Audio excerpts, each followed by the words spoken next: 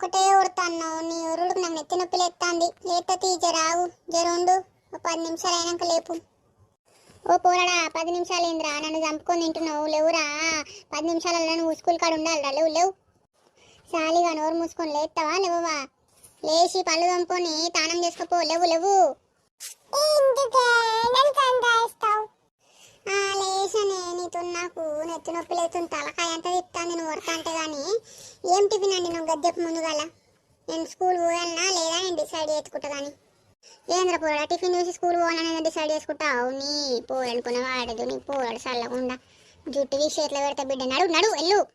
గోర్చికుడుకాయ వండినా కానీ ఏం గోర్చికుడుకాయ వండుతావే? ఊకే నాకు పిచ్చిలేస్తాను తినబుద్ధి అయితే లేదు. నాకు చికెన్ అన్న మటన్ అన్న గుడ్డ అన్న అండి పెట్టు అప్పుడే పోతా నేను స్కూల్కి.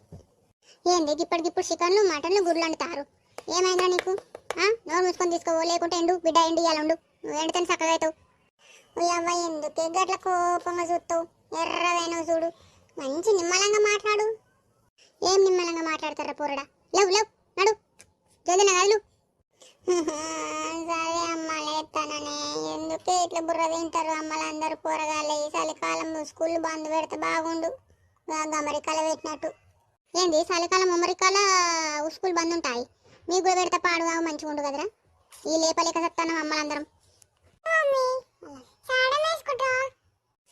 అబ్బా అంటే అండి అండి అలసిపోతాను రోజు. నాకు ఇదే పని అవుతుంది.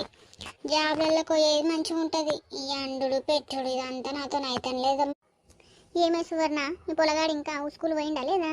ఏం బయట సాంపిదాలను ఇంకా ముగ్గు వేయకపోతే ఆగమాగం ఇంట్లోకి బయట తిరగబడుతుంది. ఏం చెప్పాలా మళ్ళక్క నా బాధ. ఇంకా పోనే పోలేదు వాడు. అవునా ఏమైందే? ఎందుకు స్కూల్ పోతలేడు? టైం అవుతుంది కదా. ఏమైంది మళ్ళా?